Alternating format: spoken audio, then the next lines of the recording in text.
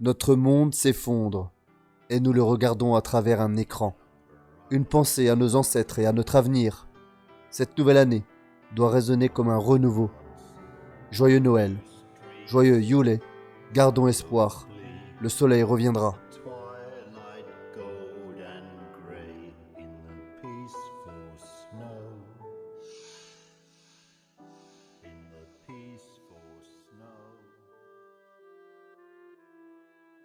Nous connaissons tous l'histoire de la trêve de Noël 1914, lorsque les Alliés et les Allemands ont déposé les armes et échangé des salutations et des cadeaux, joué au football et même pris des photos ensemble.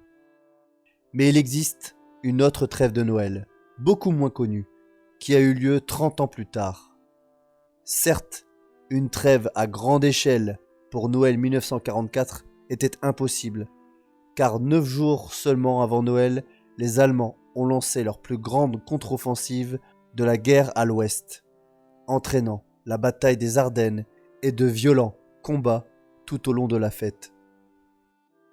Pourtant, bien qu'il n'y ait aucune mention d'une quelconque trêve de Noël dans les documents officiels, nous avons un récit personnel d'une trêve beaucoup plus petite au plus fort des combats dans la bataille des Ardennes.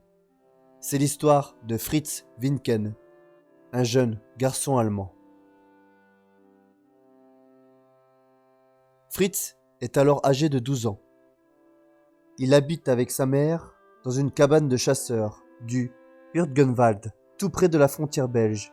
Sa mère se prénomme Elisabeth. Son père est Hubert, un boulanger, mais appartenant au service de protection aérienne, dans la ville allemande de Monschau, à quelques kilomètres de la cabane. La famille Winken était originaire d'Aix-la-Chapelle, mais avait dû la quitter suite aux offensives américaines qui avaient partiellement détruit la ville. La région était restée calme, jusqu'à 9 jours avant Noël, lorsque l'offensive allemande des Ardennes s'était écrasée dans la région. Selon Fritz, nous entendions le grondement incessant des canons de campagne. Les avions planaient continuellement au-dessus de nos têtes. La nuit, les projecteurs poignardaient l'obscurité.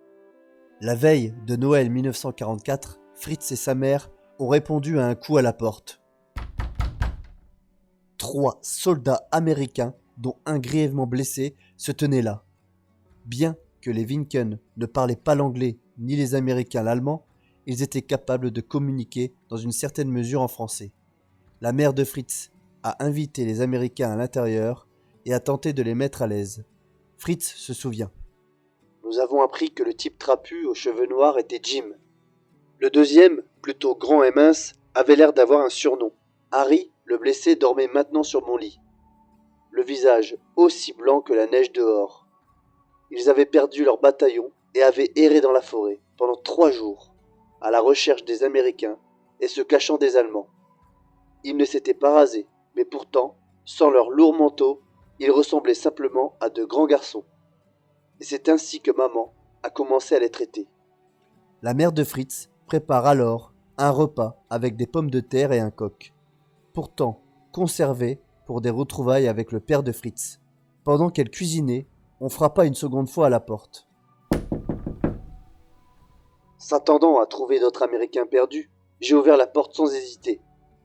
Et il y avait là 4 soldats, portant des uniformes qui m'étaient familiers après 5 ans de guerre. C'étaient des uniformes de la Wehrmacht, des Allemands. J'étais paralysé par la peur. Bien qu'étant encore enfant, je connaissais la dure loi. Abriter des soldats ennemis constituait une haute trahison. Nous pourrions tous être abattus. Le caporal, qui dirigeait la patrouille allemande, dit à la mère de Fritz. Nous avons perdu notre régiment et nous aimerions attendre le jour.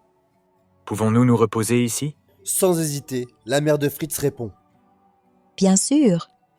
Vous pouvez aussi prendre un bon repas chaud et manger jusqu'à ce que la marmite soit vide, mais nous avons 3 autres invités que vous ne considérez peut-être pas comme des amis. C'est la veille de Noël et il n'y aura pas de fusillade ici. Le caporal demanda qui est à l'intérieur. Amerikanisch? Ce à quoi la mère de Fritz rétorqua. Écoutez, vous pourriez être mes fils. Et eux aussi. Un garçon est blessé par balle. Il se bat pour sa vie. Et ses 2 amis, perdus comme vous, sont tout aussi affamés et épuisés que vous. Cette nuit est la nuit de Noël. Oublions de tuer. Les jeunes Allemands posent leurs armes près de la porte et après une rapide conversation en français, les Américains surpris ont également remis leurs armes à la mère de Fritz. Tout le groupe mixte, quelque peu tendu, s'est assis et a partagé le dîner selon Fritz. La détente commençait maintenant à remplacer la suspicion. Même pour moi. Tous les soldats avaient l'air très jeunes, alors que nous étions assis là ensemble. Heinz et Willy, tous deux originaires de Cologne, avaient 16 ans. Le caporal allemand avait 23 ans, et il était le plus âgé de tous. Il sortit de son sac de nourriture une bouteille de vin rouge. Et Heinz réussit à trouver une miche de pain de seigle. Maman le coupa en petits morceaux pour le servir avec le dîner. Cependant, elle a mis la moitié du vin pour l'Américain blessé. Puis ma mère a fait une prière. J'ai remarqué qu'elle avait les larmes aux yeux lorsqu'elle a prononcé ces vieux mots familiers. Comme Herr Jésus, soyez notre invité. Et en regardant autour de la table, j'ai vu aussi des larmes dans les yeux des soldats fatigués de la bataille. Des jeunes garçons. Certains venaient d'Amérique, d'autres d'Allemagne, tous loin de chez eux.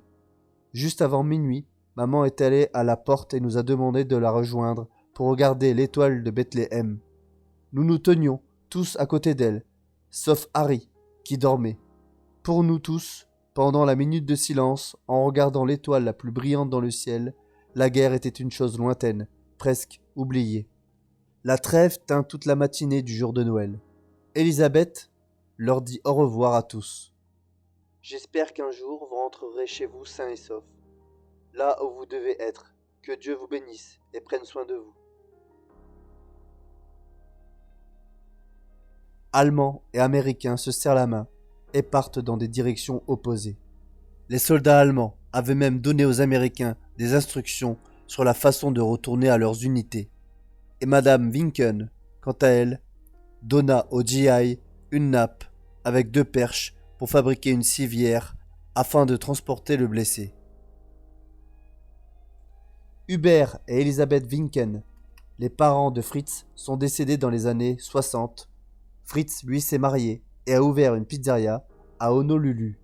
Suite à une émission sur ce thème, quelqu'un a contacté la chaîne pour lui dire qu'un vieil homme vivant dans une maison de retraite du Maryland racontait la même histoire depuis des années. Fritz s'est rendu dans le Maryland en janvier 1996 et a rencontré l'un de ses soldats, Ralph Henry Blank, qui avait encore la boussole et la carte que le caporal allemand leur avait donnée. Ralph dira à Fritz « Ta mère m'a sauvé la vie ». Fritz, lui, est décédé en 2001. À propos de cette trêve de Noël, il s'est toujours souvenu que sa mère avait dit « Dieu était à notre table ce soir-là ».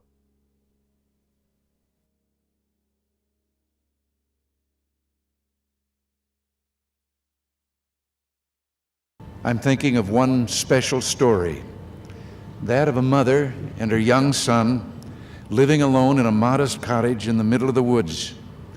And one night as the Battle of the Bulge exploded not far away and around them, 3 young American soldiers arrived at their door. They were standing there in the snow, lost behind enemy lines. All were frostbitten, one was badly wounded. Even though sheltering the enemy was punishable by death, she took them in and made them a supper with some of her last food. And then they heard another knock at the door, and this time 4 German soldiers stood there.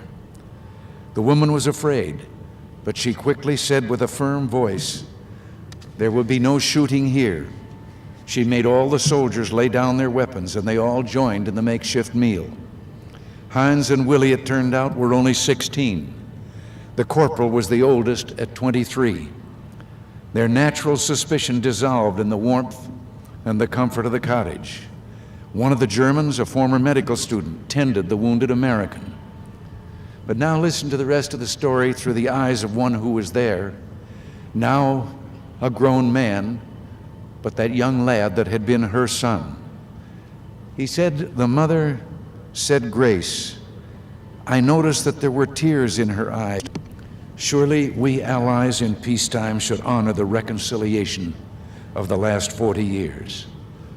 To the people of Bitburg, our hosts and the hosts of our servicemen, like that generous woman 40 years ago, you make us feel very welcome. Vielen Dank.